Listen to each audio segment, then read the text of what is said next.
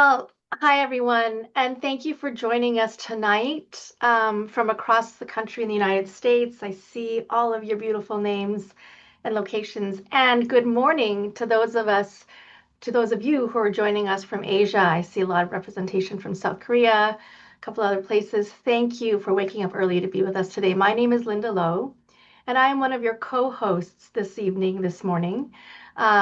I'm going to introduce myself, my organization, and then pass to my wonderful co-host Echo to introduce herself. But um, as I said, I'm Linda, and I'm the executive director of the Women's International League for Peace and Freedom, the U.S. chapter, um, also known affectionately as WILPF. That's our acronym. WILPF is active in 40 countries around the world, from WILPF Japan to WILPF Brazil to WILPF Palestine to WILPF US. And I'm physically based in Seattle today. We have been opposing war, lifting democracy, and building peace since 1915, and the work remains unfinished. I know that's why we're all in the room here together today. There's still a lot of work to do to stop war, enable peace, and I'm so happy to be in community with all of you today, and to work for this together. So thank you for spending time with us tonight / this morning. And with that, it's my pleasure to pass to my co-host Echo to introduce herself and her co-host organization for this webinar. Remember Hiroshima and Nagasaki, nuclear bombs never again. Over to you, Echo. Thank you, Linda. Thank you, everybody, for joining us tonight. I'm Echo. I'm the organizer for Korea Peace Now Grassroots Network and Women Cross DMZ, and also a due-paying member of WILPF. And at Korea Peace Now Grassroots Network, we mainly campaign to end the Korean War as U.S. constituents pressuring our U.S. government to end the longest conflict that we have been in, our war, the Korean War with DPRK. And I hope you check out our website, koreapeacenow.org, to find out more and join our campaign. We are national within the US, over 600 members nationwide, and we align a lot of things with WILPF, and there's overlap on anti-nuclear issues and anti-war issues. Thank you. Thank you, Echo. I'm going to take a moment to ground us in common context before I introduce our first wonderful speaker tonight. Um, as I mentioned at the top, and as was very clear in the title of this webinar, Remember Hiroshima and Nagasaki, Nuclear Bombs Never Again. We are about to come upon, as we all know, the 81st anniversary of the atomic bombings of Hiroshima and Nagasaki. And I am so blessed to lead WILPF in the US, where we have members who range from 18 years old to literally 102 years old. And I hear stories from our legacy members, our wise elders, where they remind us that back in the day, they grew up living, doing war drills in school. And then there's, on the younger generation, a lot of young people I speak to, and I've heard them say that the threat of nuclear war feels so far away. But fast forward to today and the times we're in, and the wars, the US-led wars that are happening in the world, I hear this sentiment now that nuclear war feels more proximate, feels more closer than it did before for a number of our especially emerging activists at WILPF. I will say that I've mentioned I physically live in Seattle. I'm just 20 miles from a naval base, the naval base Kitsap Bangor, which is a home to what many believe is the world's largest concentration of operational nuclear warheads in the world. And yet, myself, before I started diving into this topic, my neighbors, my friends that live near me, nobody knows how close we are to this weaponry, this arsenal. And I was speaking to a WILPF member earlier today who's done documentaries on nuclear war. And, she said something so poignant. She said, there's this feeling out there that we need to leave it to the experts. And she said to me, her advice to me to share with others was, no, we all need to be, in our own way, experts or knowledgeable about this threat because it's real for all of us. And the final thing I'll say before I start to pass to our first guest speaker to talk about remembering Hiroshima and Nagasaki and nuclear bombs never again is I had the opportunity when I was a much younger human in my early 20s to go to Hiroshima. And I visited the museum. I saw sort of the shells, the structures that were left over from the bombing. And I think I didn't comprehend the magnitude, the catastrophic magnitude of what nuclear war means. And as I'm talking to others about this, there's sort of this consensus that, it's so hard for people to wrap their minds around this threat because the damage is unimaginable.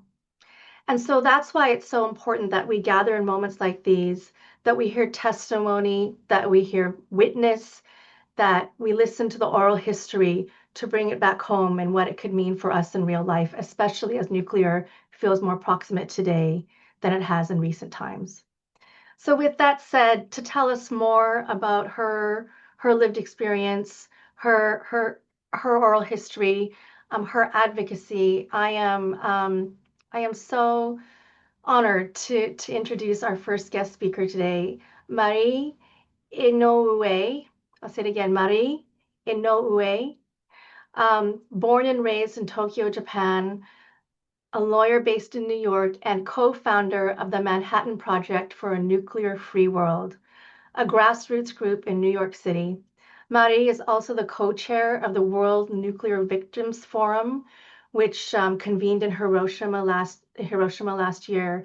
And so through various initiatives, Marie advocates for nuclear-free policies and works to raise awareness of the ongoing impacts of nuclear harm. So with that said, Marie, thank you for being with us tonight, and the microphone is yours. Thank you so much for the introduction. I'd like to share my slide. Let me see.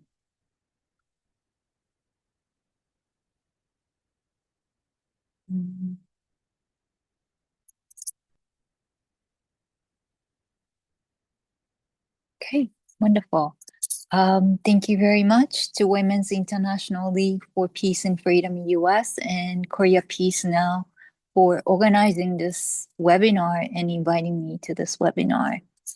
My name is Marie Inoue. I'm a co-founding member of Manhattan Project for Nuclear Free World, which was established in 2012. We educate policymakers and elected officials to promote nuclear-free policies.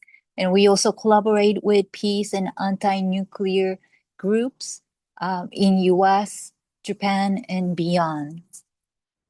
I also work on policy papers on victim assistance for nuclear victims and nuclear affected communities.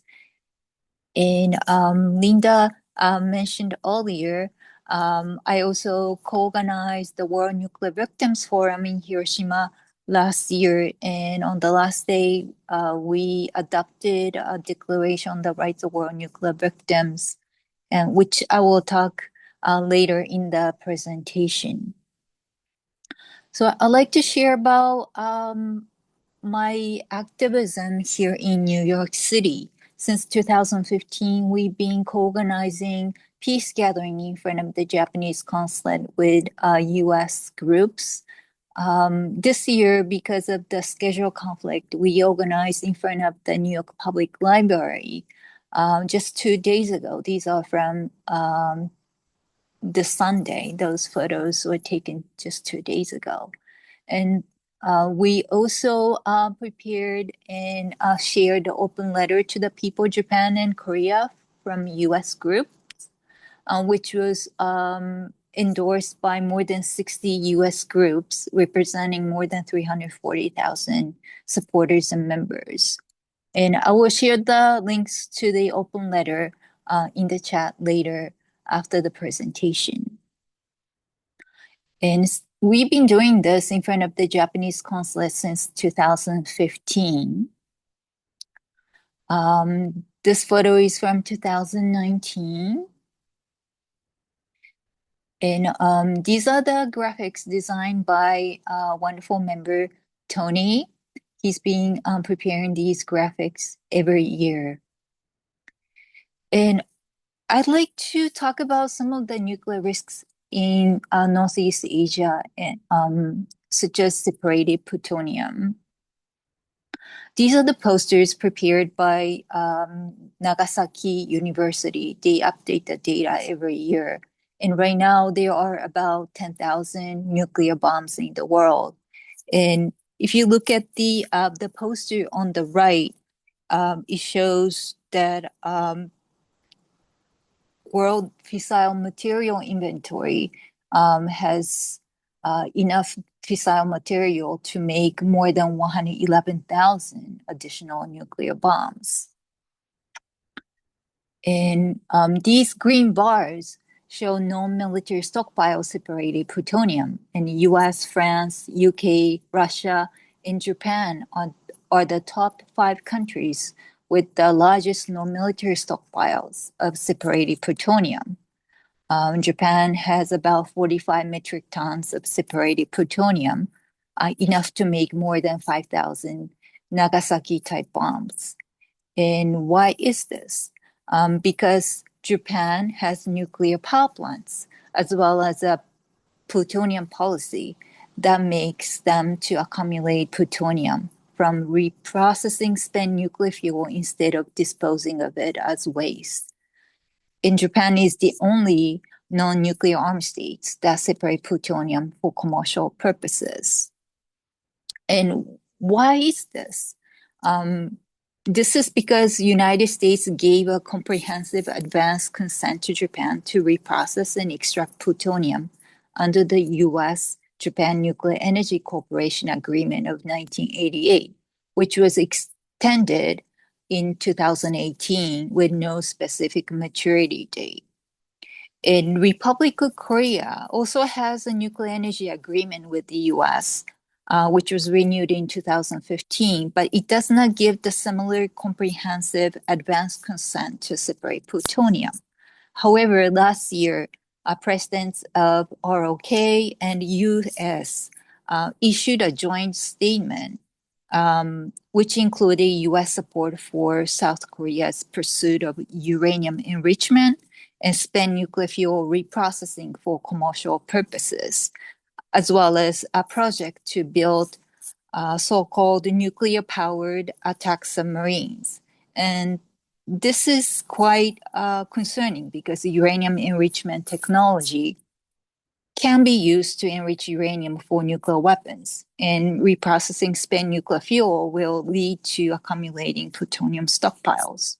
A nuclear power submarine is also a proliferation risk because it transfers nuclear technology and nuclear material from nuclear armed states.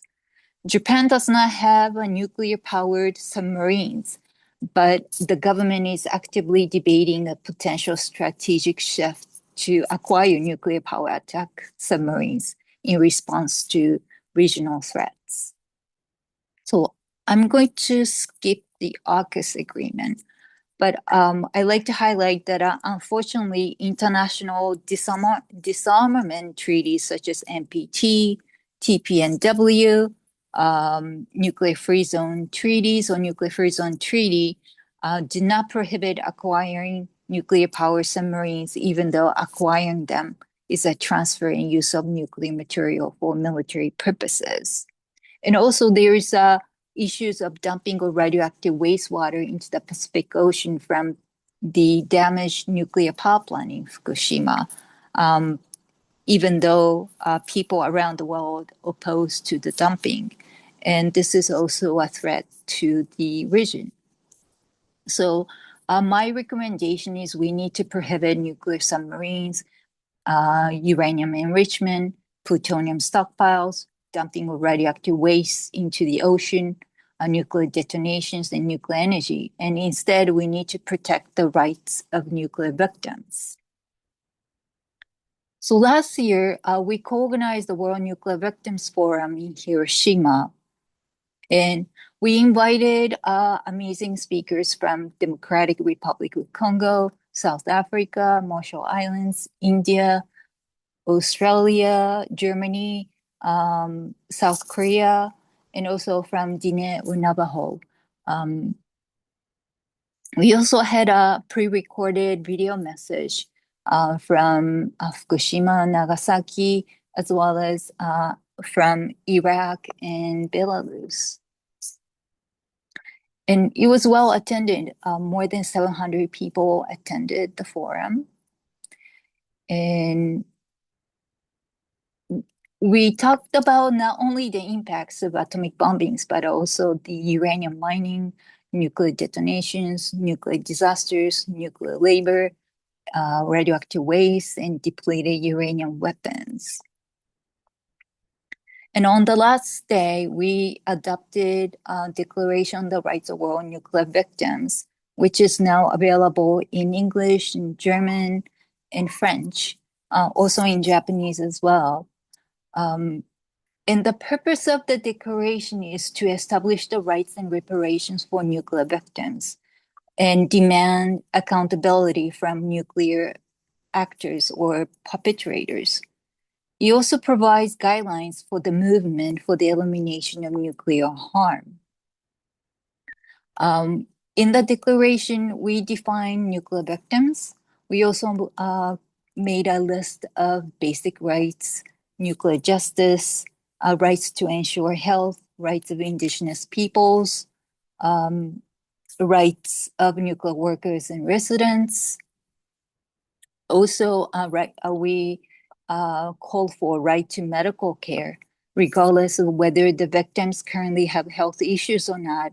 If there are the fact of exposure and the possibility of health risks from radiation exposure, those victims have the right to protect their health and receive health care as a nuclear victims. And this is the standard based on the 2021 Black Rain lawsuit in Hiroshima. And we hope that this standard will be used worldwide to recognize nuclear victims in nuclear affected communities. And I'd like to conclude my presentation by inviting all of you to have a moment of silence. These are the photos from Hiroshima Peace Park and Nagasaki Peace Parks.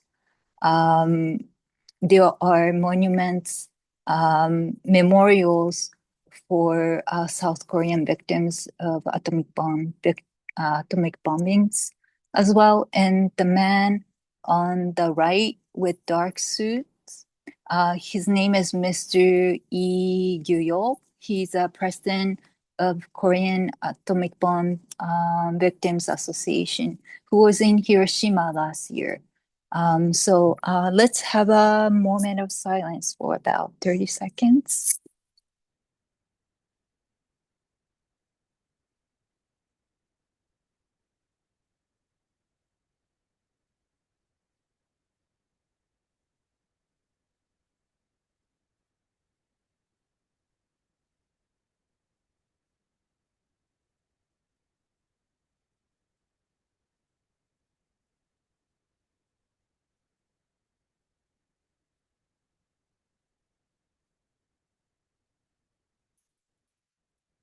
Thank you very much. Thank you so much, Marie, and setting the ground for today on the 81st anniversary. Next is Gil Kim. Before Gil speaks, we're gonna watch a 7-minute video on the upcoming International People's Tribunal on 1945 atomic bombing by the US, and also a little bit of background on the Korean victims from the Hiroshima and Nagasaki bombing. So the next speaker, Gil, is a graduate of legal studies at the University of Massachusetts Amherst.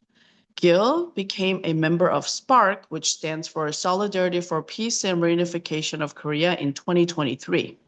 Since joining, she has translated and interpreted for the organization, including at the second international forum held in preparation for the upcoming International People's Tribunal on the 1945 atomic bombings, which is coming up in November in Seoul this year, as well as at the UN NPT Review Conference this year in April and May. I'll hand the mic over to Gil.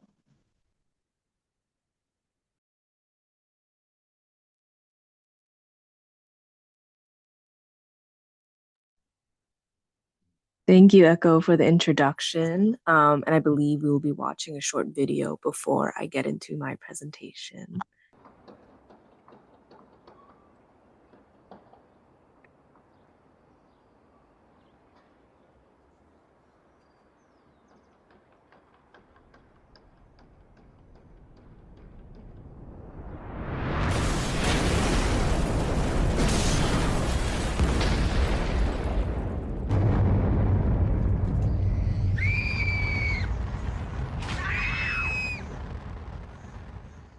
From 1910 to 1945, Japan illegally colonized Korea, usurping its sovereignty and forcibly mobilizing approximately 800,000 Koreans to Japan.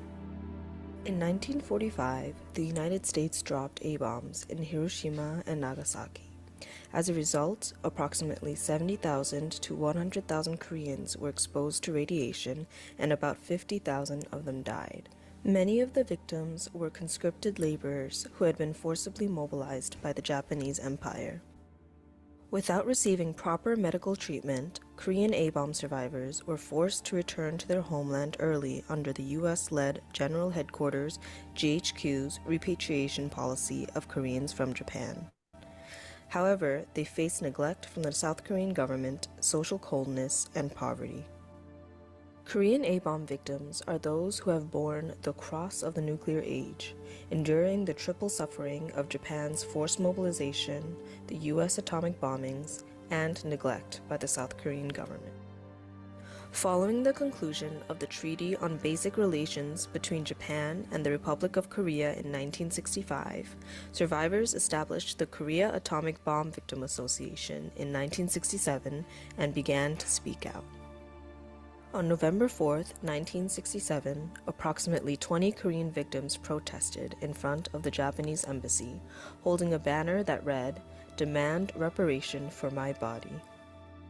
On August 6, 1971, approximately 10 Korean victims protested in front of the U.S. Embassy in Seoul, shouting, "The U.S. government should provide reparations to Korean A-bomb victims."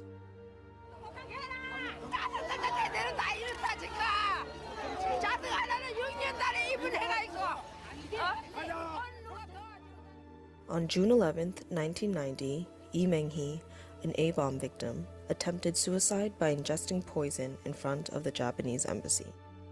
Inspired by this incident, Kim Ok-sun publicly disclosed on August 14, 1991, that she had been a victim of sexual slavery by the Japanese military, thereby bringing global attention of the issue of comfort women. 침략 전쟁에 의해 지금 이 시간까지도 그 광기의 역사가 한국 원복 이세 환우들의 몸과 마음을 관통하고 있는 현실에 인식해야 한다고 생각합니다. On March 22, 2002, Kim Hyung-yul, a second-generation A-bomb survivor, held a press conference that brought the issues faced by second-generation A-bomb survivors to public attention.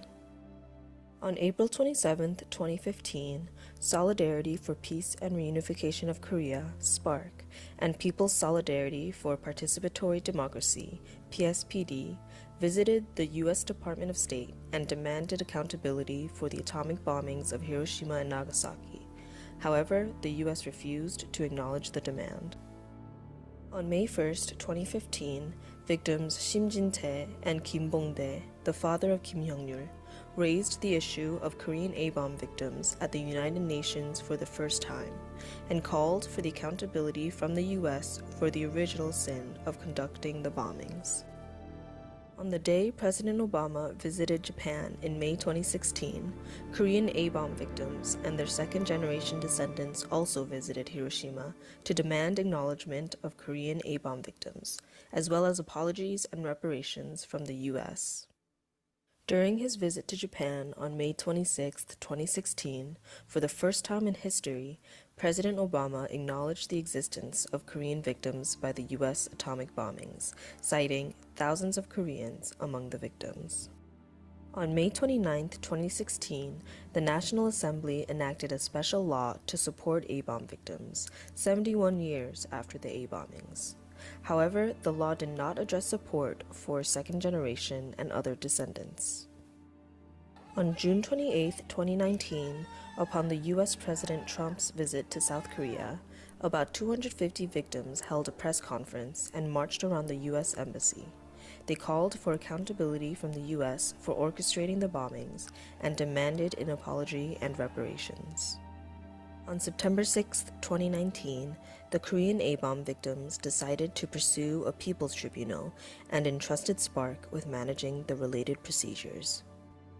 On June 7, 2023, the first international forum was held to prepare for the People's Tribunal, which established that the U.S. atomic bombings of Hiroshima and Nagasaki were illegal under the international laws as of 1945. On June 8, 2024, the second international forum to prepare for the People's Tribunal was held in Hiroshima. The forum confirmed that the U.S. atomic bombings in 1945 were unlawful under current international law and highlighted the illegality of nuclear threats or deterrence policies. On the occasion of the second forum, the International Organizing Committee was established. The co-chairs are Bishop Kang Woo-il, former bishop of the Jeju Diocese, Takashi Hiraoka, former mayor of Hiroshima, and Archbishop John C. Wester of Santa Fe. Various activists from international partner organizations are also participating. The International People's Tribunal seeks to advance justice for Korean atomic bomb victims through an official apology and reparations from the United States. It also aims to promote denuclearization on the Korean Peninsula, where the risk of nuclear conflict has intensified, and to strengthen international legal norms prohibiting the use and threat of nuclear weapons, thereby contributing to the realization of a world free of nuclear weapons. 80 years have passed since the atomic bomb was dropped. We will move forward one step at a time, bearing in mind the deep sorrow of the Korean A-bomb victims and praying for a Korean peninsula free of nuclear confrontation and a world free of nuclear weapons. Let's work together to achieve a nuclear-free world.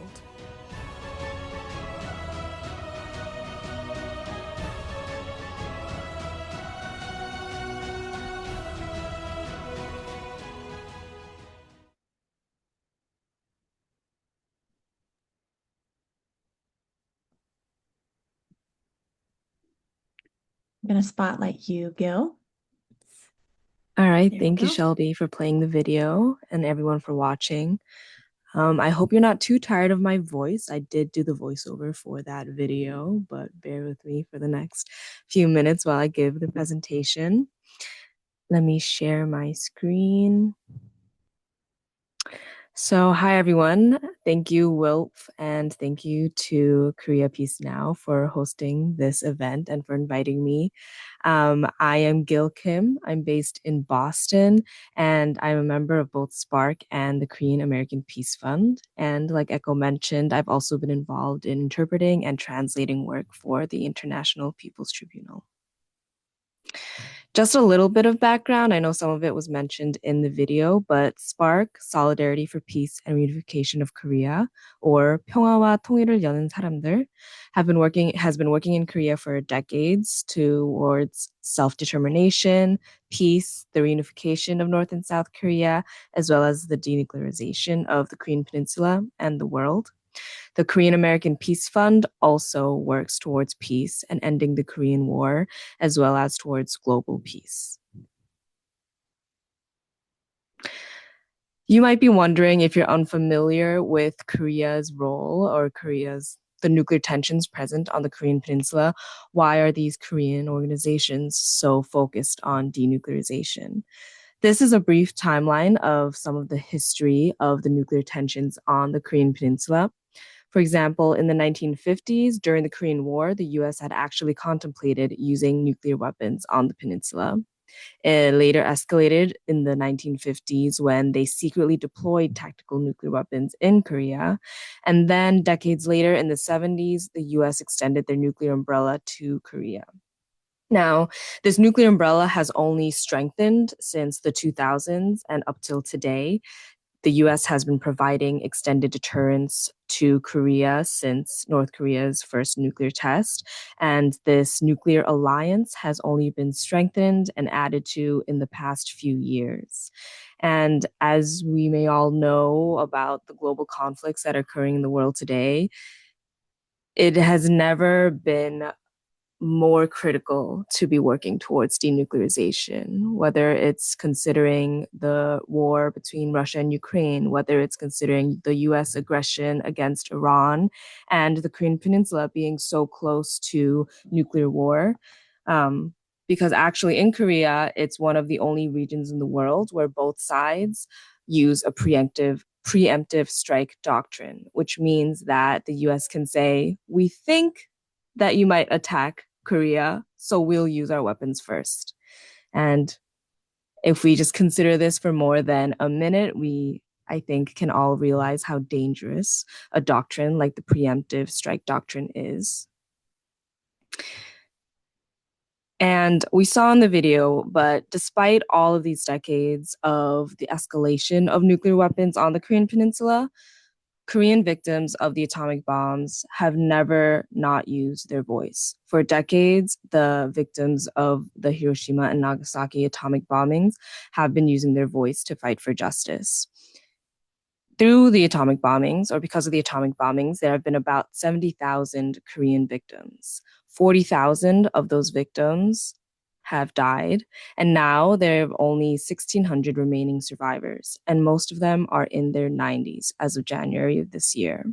And as we mentioned in the video, Korean victims have suffered threefold. Not only did they suffer from Japanese colonization and being forcibly mobilized to Japan, they also suffered directly from the US bombings, as well as the Korean government's indifference when they returned to Korea.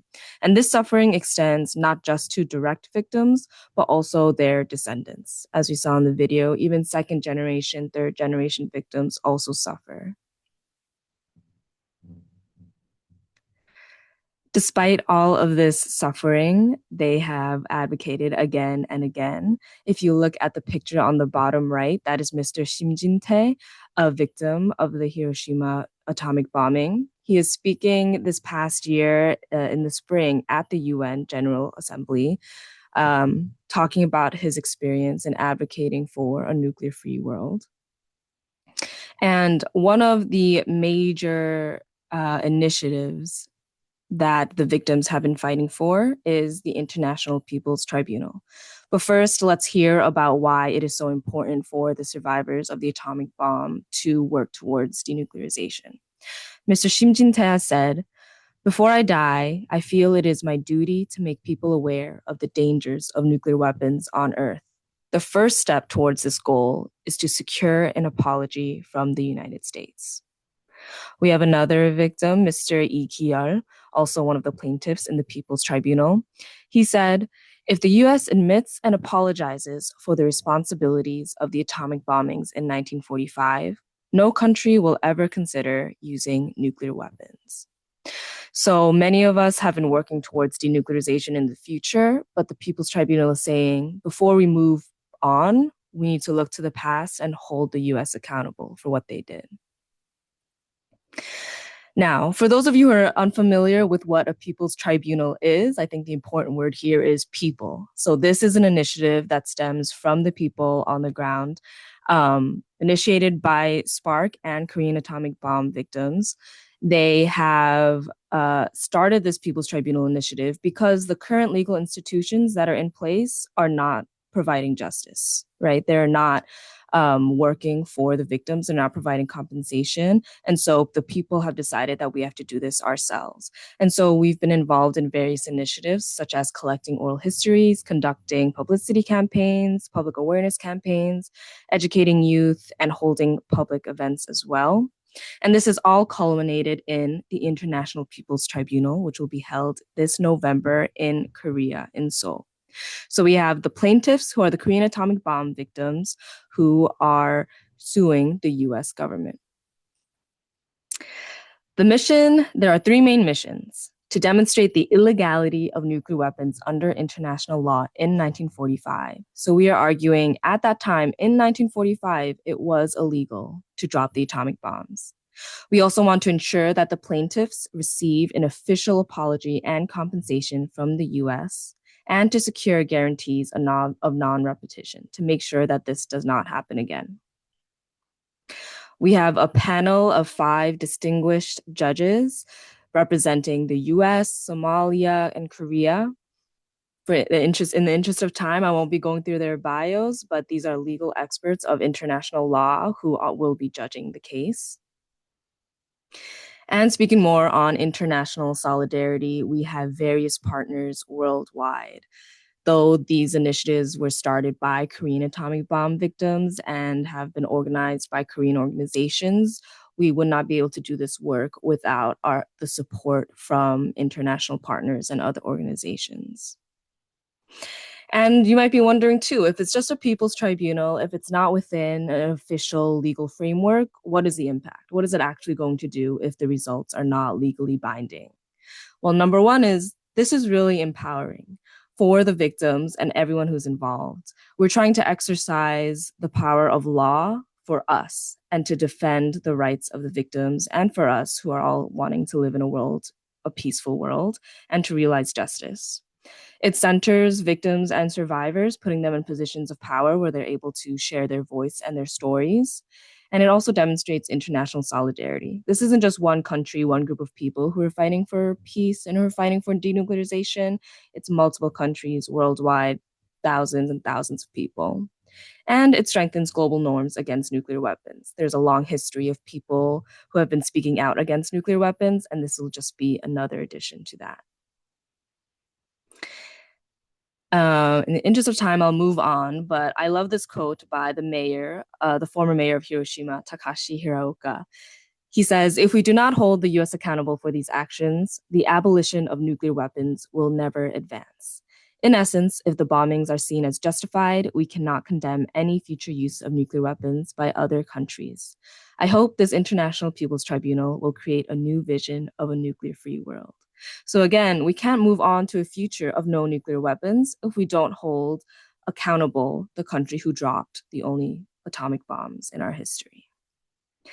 And so we would love your support in any way you can, whether it's your attention to the People's Tribunal, whether it's participation and solidarity. Please head to the website, abombtribunal.org. You'll be able to sign up for the newsletter to keep up with any updates. And if you're able to, joining us in Korea in November would be amazing, participating in the tribunal, hearing the legal arguments, hearing the judgment of the panel of judges. We also have the QR code for donations if you would like to contribute to support the tribunal. And if you have any questions, please email either of the emails that are on the screen. And if you have any questions, you can put them in the chat as well. But thank you for listening and for this opportunity to share about this project and this initiative.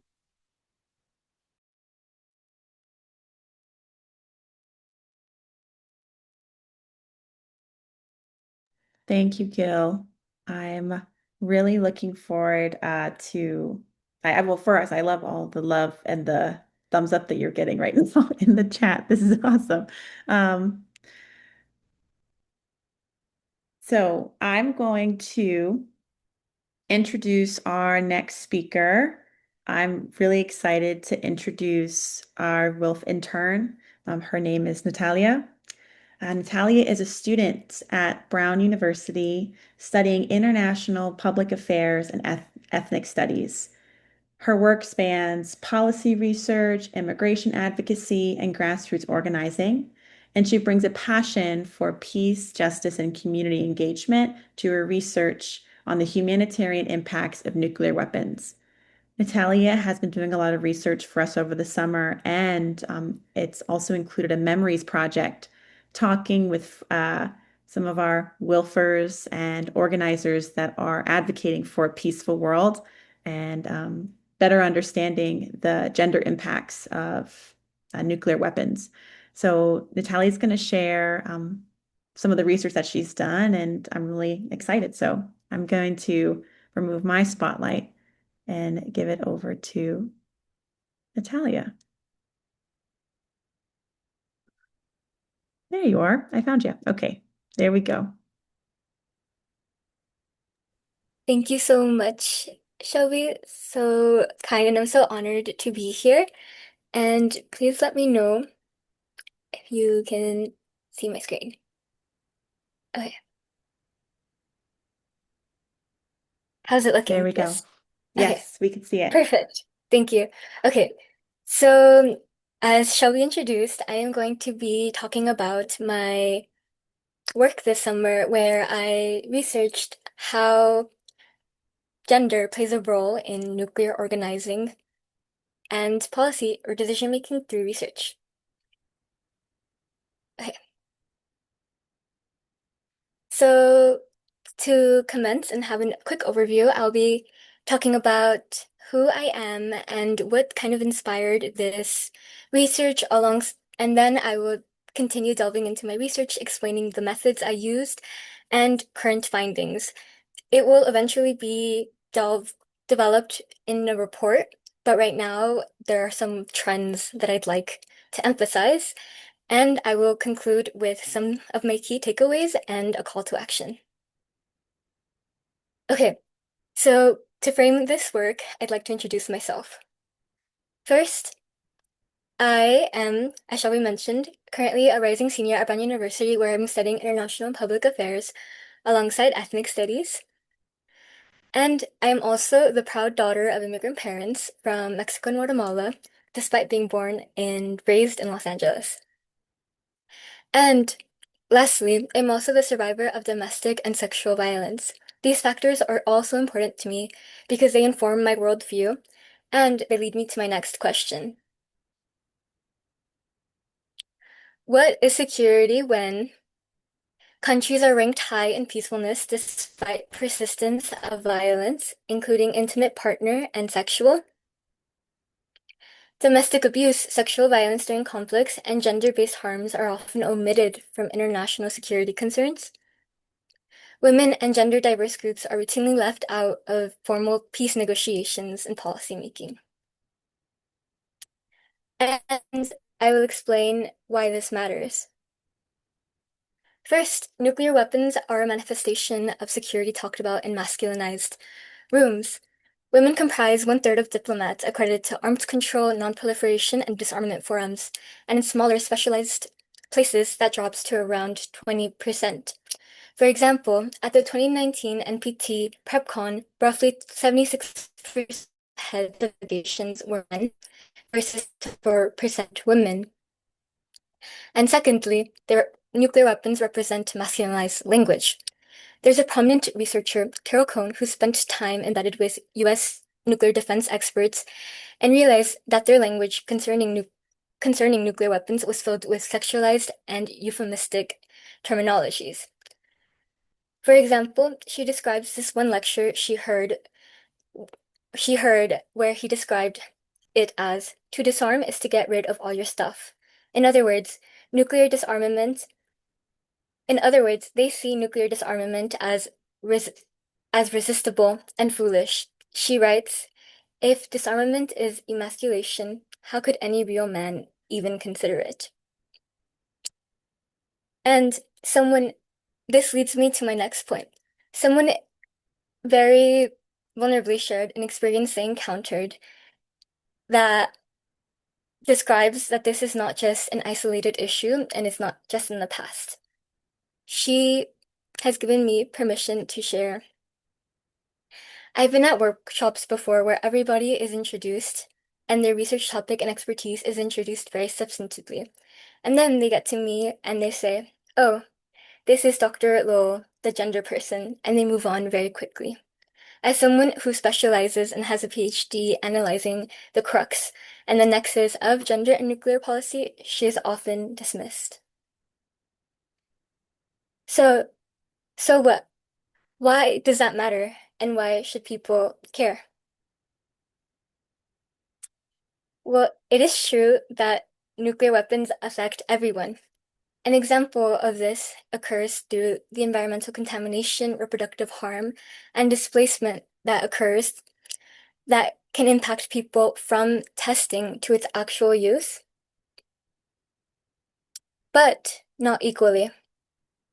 For example, harms are not evenly distributed by sex. Ionizing radiation represents this most clearly. Biologist Mary Olson, who founded the Gender and Radiation Impact Project, puts it this way. For every 2 boys who develop cancer over their lifetime after radiation exposure, 4 girls do, double the risk. So, how does this influence nuclear organizing and policy? The first point I will make is the reference man.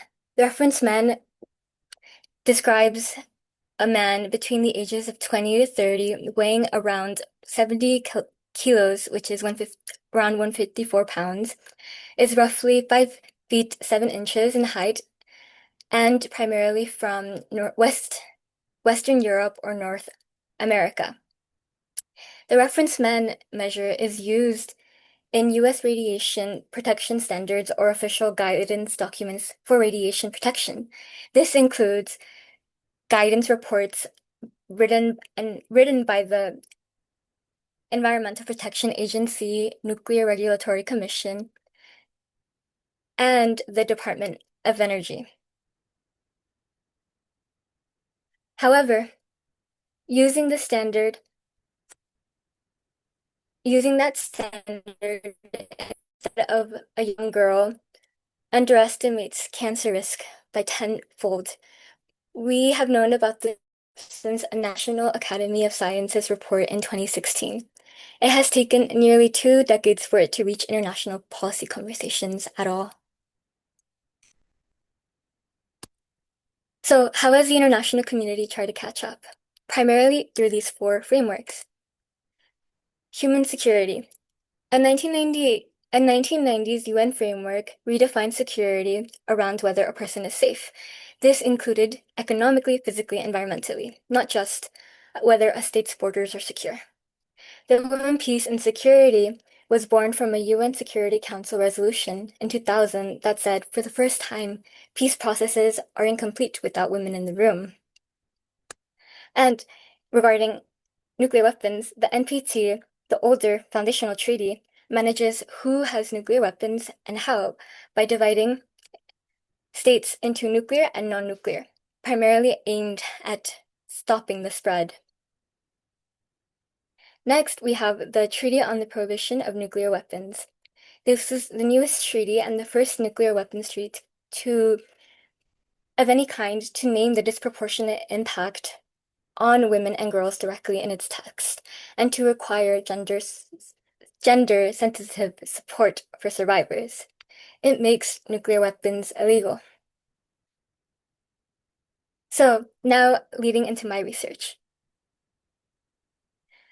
My main research question was, how does gender shape nuclear research and organizing itself, not just downstream harms like radiation? My primary methods were oral history interviews, snowball sampling, and surveys, mostly referred to by WILPF. And how did I get here? I initially started looking at how the burdens of nuclear weapons, including what has already been written about, caregiving, economic precarity, intergenerational trauma, fall unevenly across gender lines. But I moved away from the biological effects of radiation to study the present, how gender operates itself within the disarmament movement.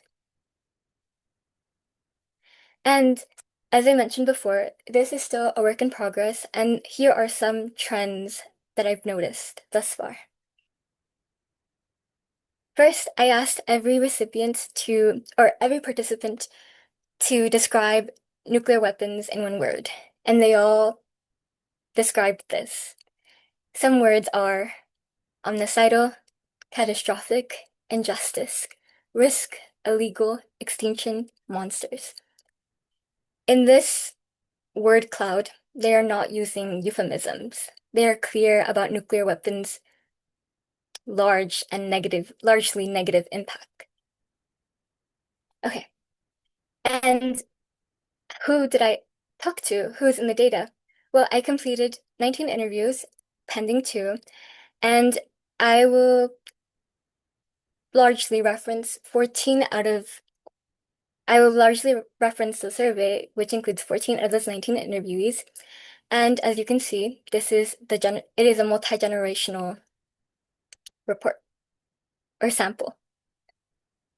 Okay, the first finding that I found was that gender is present in most people's advocacy, but is often demoted. When asked about gender's presence in their field, 71% of participants said gender is present but secondary to other priorities. Gender is not necessarily absent, but not centered or prioritized either. Only one person said explicitly that gender is central to how their work, to how their way that they approach nuclear weapons organizing is framed.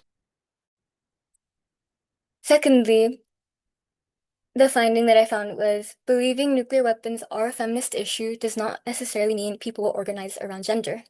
For this trend, I compared two answers to two different questions. I asked every recipient on a scale from 1 to 5 whether they believe that nuclear weapons are a feminist issue. Every participant said that they either agreed or strongly agreed. However, 28.6% answered that gender wasn't a significant factor in how they viewed nuclear peace work. And another finding was that concern is consent, but it doesn't mean that it is paralyzing. When asked, how often do you think about nuclear threats? 57% of people said they think about nuclear threats every single day. And 100% are concerned or extremely concerned about the risk of nuclear weapon use today. So, kind of just to sum up some of my main key takeaways were, number one, I learned that despite the first question being that sometimes gender is viewed, or that gender is not viewed central to nuclear organizing, I found out that women and feminist organizers usually approach nuclear issues through a systems level lens rather than viewing them in isolation. Someone said this: women are already analysts. They understand that every decision has led here. That's the one thing I didn't have to do. They didn't have to combine why people should care. Many others also shared that when they think about nuclear issues, they also think about environmental degradation and racial justice. So gender does not exist in isolation. Another key takeaway was that hope is prevalent, despite the fact that 100% of people said they fear the risk they're very concerned about the risk of nuclear use. Many people are still hopeful. This one person in particular said that they feel hope talking to people. It can be discouraging seeing how little voice there is for humanitarian perspectives in nuclear policy, so it's really nice to remember there are people who care about it and who are putting in the hard work. And that sentiment was true across all ages too. And then lastly, another key takeaway was the need to connect nuclear issue to the quote-unquote average person. The nuclear life cycle can impact everyday workers, from miners and factory workers to plumbers and local communities exposed to contamination. One person in particular shared an anecdote where they were working in a lab and a plumber had no idea that they were handling radioactive materials, even sharing their own personal story in connection to just this general unawareness. And the way that I've started to understand this is that framing gender as central to nuclear weapons can bring people who would not normally care or be aware about it into the conversation. And I will conclude by having some call to actions. Okay, to reiterate what some of my fellow colleagues have said, one thing is important, just to have conversations. You do not need to be an expert to engage in these topics. The primary conversation starter or point that many people emphasized was that think about how much money is invested in nuclear weapons.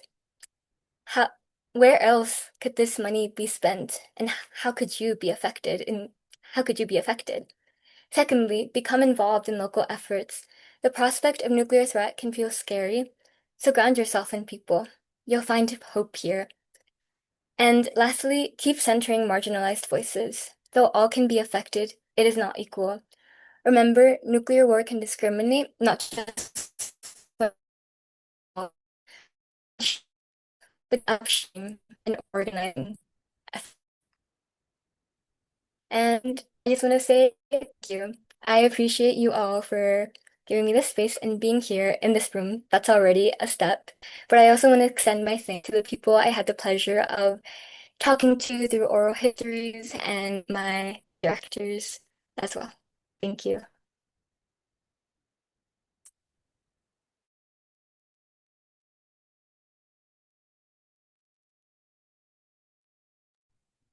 Thank you, Natalia.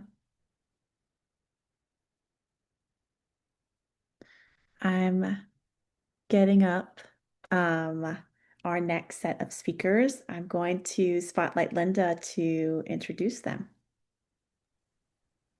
Thanks, Shelby. And wow, thank you, Natalia. I was watching you and I had such a swell of hope and pride and warmth in my heart because I've been lucky to be on this journey with you since day one.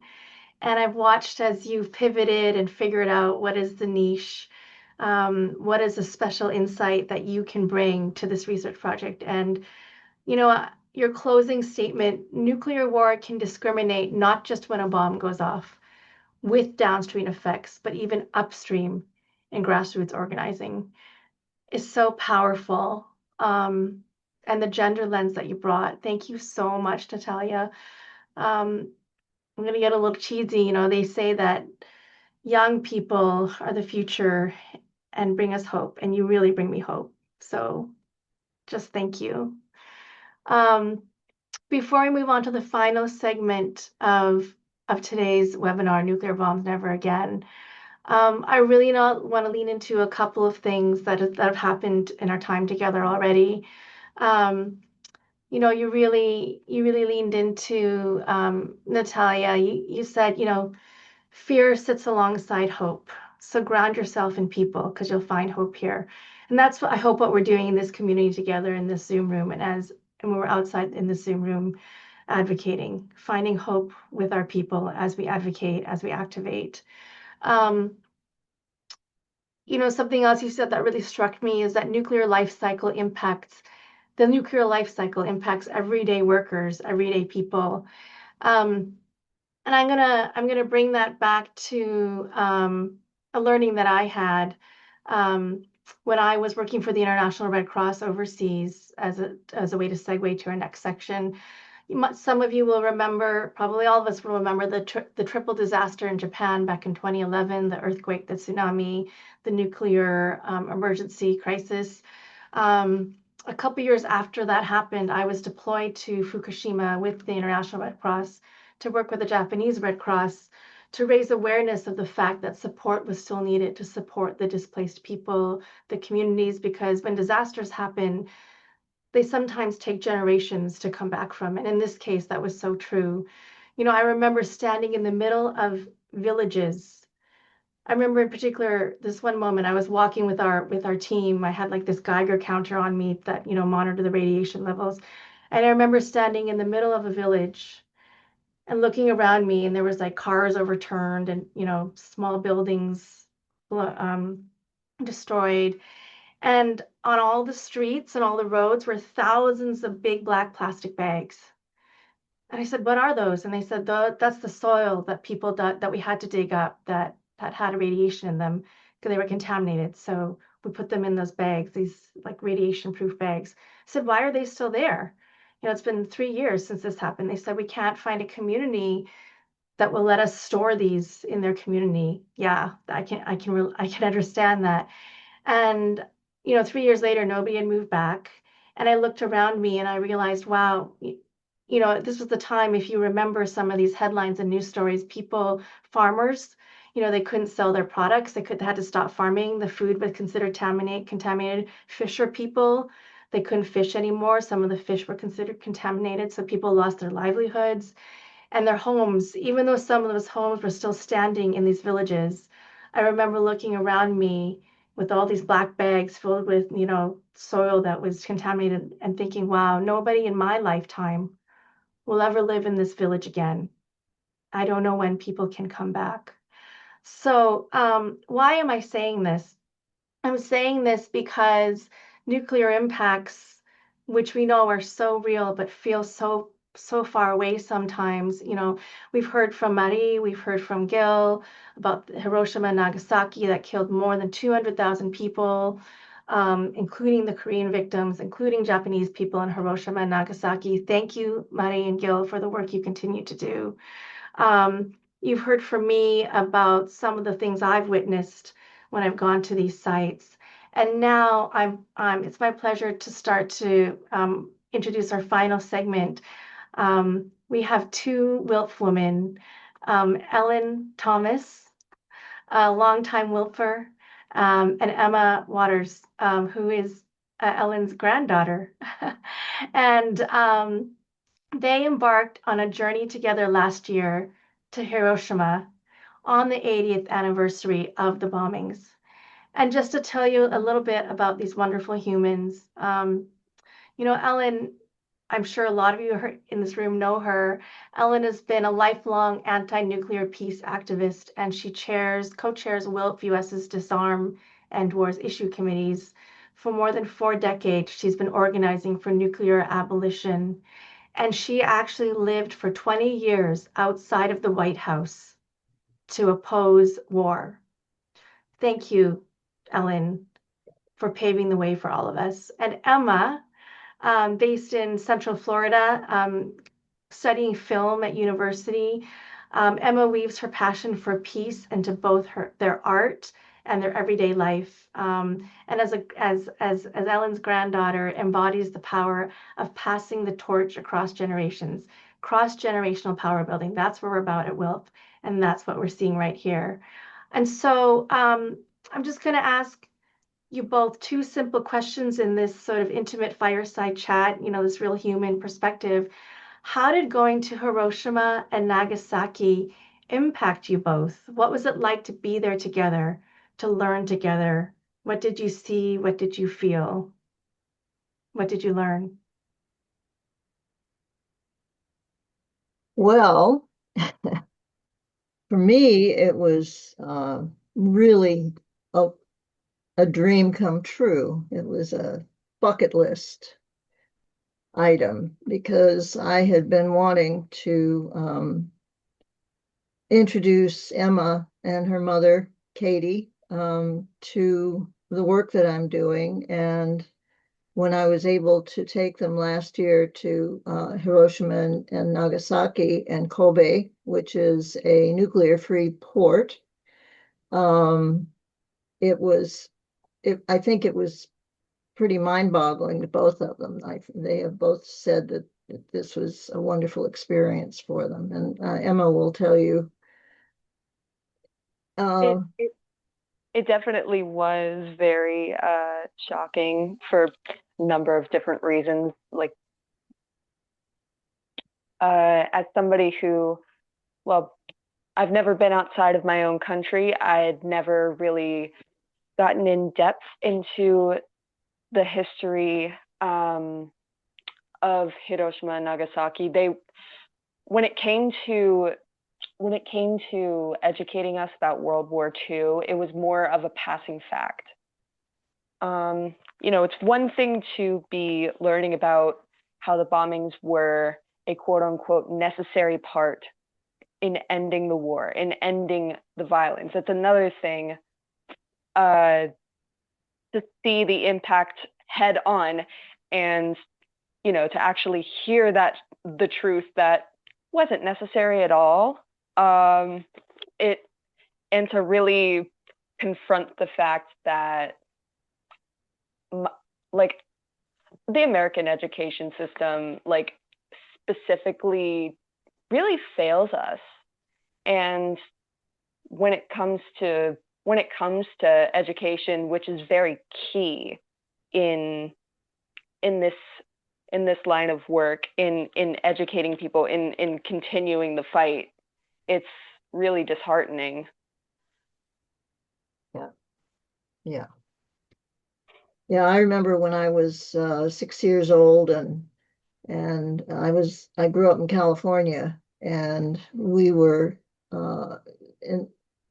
taught to dive under our desks when the alarm went off. And I asked the teacher, and put our hands behind our necks, and I asked the teacher why, and she said, well, it's so if a bomb drops, you won't get cut by glass.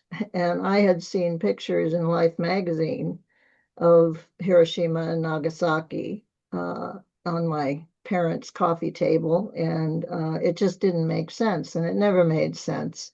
I remember when Katie, my daughter, was born, I used to sit by her crib and cry, thinking about what could happen. And that was in 1966, and you can remember, some of us can remember anyway, that things were pretty scary in those days. There were, what, 50,000 nuclear weapons in the world, and all these threats that were going on.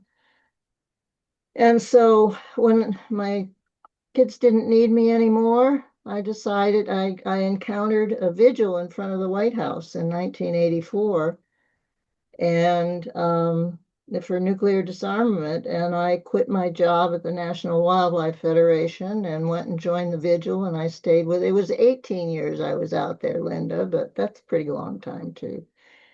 And during that time, one of the things that we did, we've had to go to prison. We had to go to court a whole bunch of times, but we just kept on going. And one of the things that we managed to do was to have a voter initiative in DC in 1993, which led to a bill in Congress in 1994, which is called the Nuclear Weapons Abolition and Conversion Act. And it was introduced every session since 94 by Eleanor Holmes Norton, who is retiring this year, and we need to find new sponsors for the bill. And if anyone is interested in helping with that, please contact me at disarmchair@wilpfus.org. I would like to show some pictures here of, one of the things I wanted to mention was that the Japanese people came to see the White House, and they saw us there and they embraced us. And in 1994, after the voter initiative, I was invited to go to Japan to give a talk. Actually, my husband was invited, but he didn't have a passport, so I got to go. And I got to meet somebody who is actually here today. Her name is Nobue Kugamaya, and I think she doesn't want to be seen, but I wish she would join us. And she has been my guide and sister for ever since then. I've been to Japan 6 times, and I remember how, as Emma said, how powerful it was to hear what the people had to say. We went to the World Conference against A&H bombs, and actually I got to speak. I was very honored, to have that right. And I know that the United States has not apologized, but I apologized for the United States when I was there. And when I was there in 1994, I got to go to Kobe with Nobue, who is from Kobe.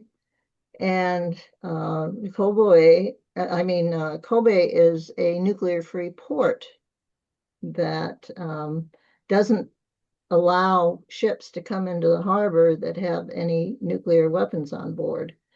And since the United States will not admit whether or not they have nuclear weapons, then U.S. ships are not allowed to come into the port. And in 1995, there was a terrible earthquake, and the U.S. tried to bring ships in to the harbor, and Kobe refused the help of the United States because they were not going to change their mind. And this is still happening. Now, one thing that I'm very concerned about right now is I hear that the Prime Minister is talking about reviewing Article 9 of the Constitution, which was established after World War II, to say that Japan can't make war, basically. And but the United States has had bases there and has had its military and its nuclear weapons there since the war. And but now Japan is thinking about doing something like that. And I'm sure that Japan could produce a nuclear weapon very rapidly. They've got nuclear power plants and can probably easily make nuclear weapons. So we need to be watching that very carefully. I would like to show some pictures because when we were in Japan last year, we got to meet with WILPF members from Hiroshima. And I'd like to show some pictures, not very many. If I can share my screen. Let's see. Okay. So these are,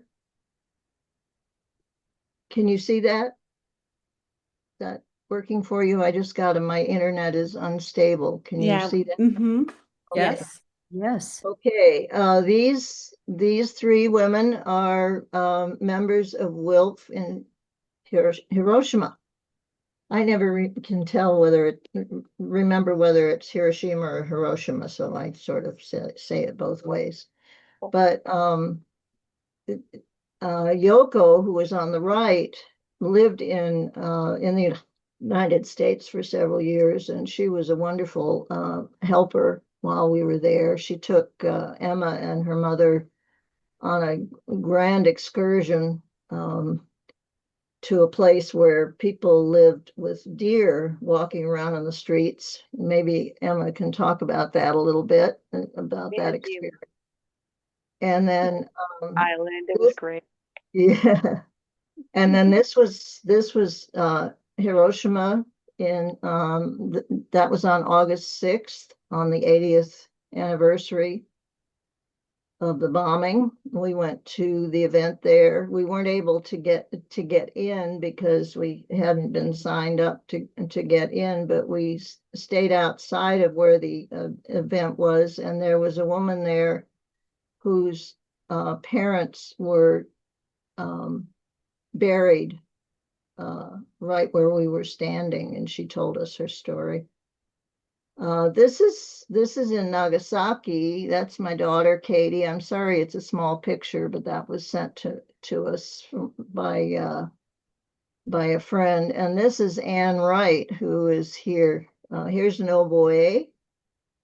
And this is Shushi Kajimoto-san, who is, I forget what his title is, but he's the boss in Kobe.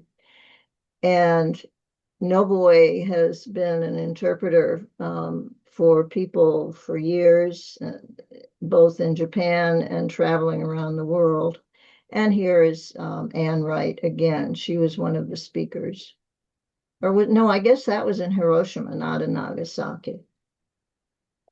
And then I wanted to play this. In Nagasaki, Emma was invited to, oops, can't hear it. Student from the United States representing the Women's International. Emma was invited to get up on stage and help be one of the people who were introducing others. And so I put together this clip of that and some of the other stuff that happened. It's only a minute long, so it won't take long. Here we go. I'm a student from the United States representing the Women's International League for Peace and Freedom. I'm here thanks to my grandmother, Ellen Thomas, and my mother, Catherine Walter, sending me all the way today. Let us dismantle the imperial system, a symbol of irresponsibility. 被害者たちに正義を、天皇制解体。近代日本はアイヌムシリ、琉球の支配を皮切りに、19世紀中盤からは台湾、そして朝鮮半島への植民地支配を開始しました。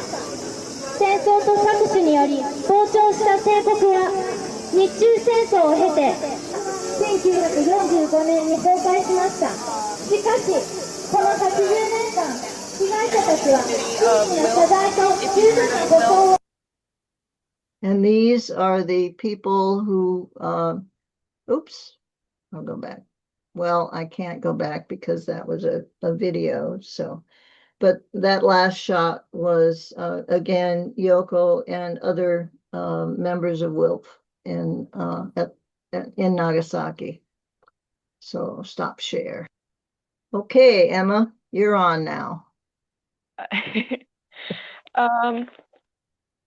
I guess that pretty much covers it. And I don't know. I think the thing that surprised me the most, especially in Hiroshima, was just how much the city had built its.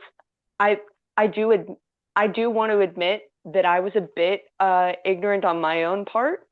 I wasn't aware of how the city had built itself back up again. And a lot of my friends that I talked to about this also weren't aware either.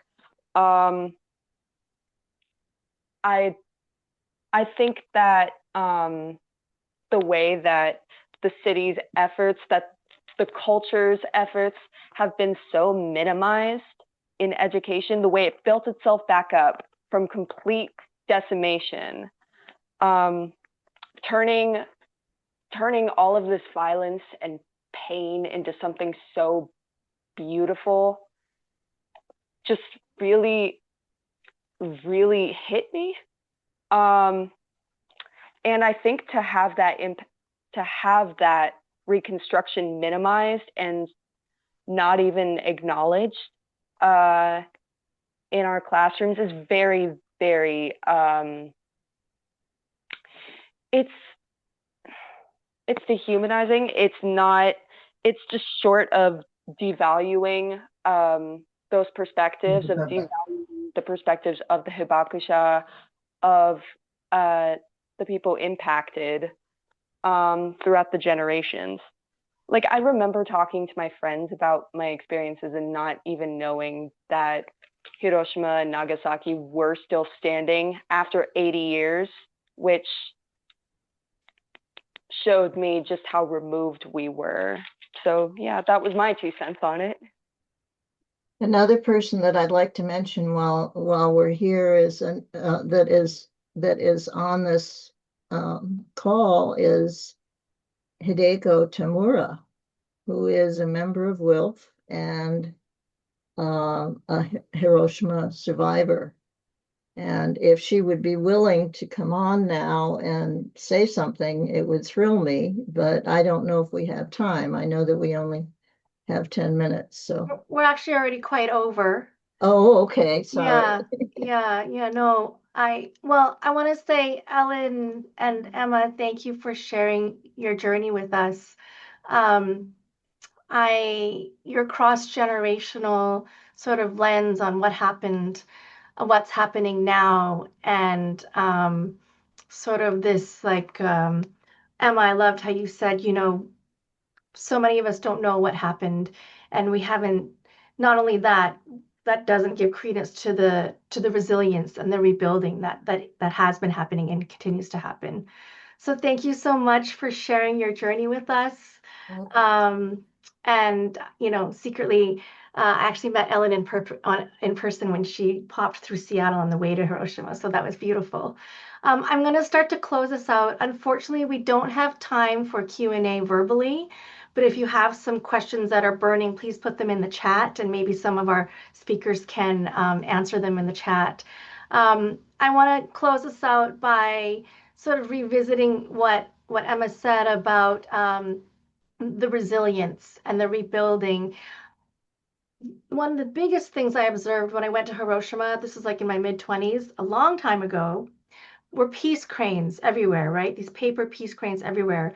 I was staying in a hostel back in the days when I was staying in hostels, and there was a peace crane on my pillow when I arrived. And I remember thinking, wow, what beauty, what hope that out of despair, this community has turned to peace. Because I don't think every community can do that or has done that. And so with that, I want to use that as a way to start to close our time together. You know, I think about Hiroshima, the peace cranes, that tradition that emanates an intention to show up differently after harm and pain. I think about what Natalia said about how fear sits alongside hope. Ground yourself in people because you're going to find hope there. And with that, as we mentioned throughout this webinar, August 6th and August 9th is the 81st anniversary of the atomic bombings in Hiroshima and Nagasaki. If you're looking to join a commemoration in your community, I bet you if you Google it, you'll find something, or be the change and organize a commemoration yourself. I invite you to view the tip sheet that we'll put together about ways you can commemorate the anniversary of the bombings with friends in your community. It's not too late to organize.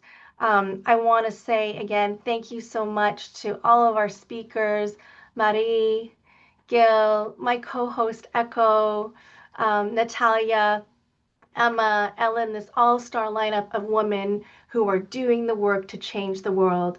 And thank you to everyone in this room who have given us the gift of your time today to come together in community.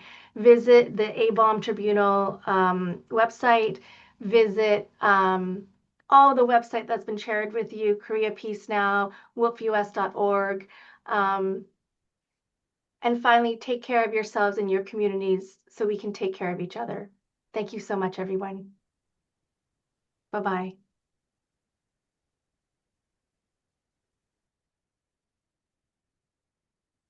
Bye, everyone. Thank you. I will save this recording for all of us, and I'll send it out later. Wonderful.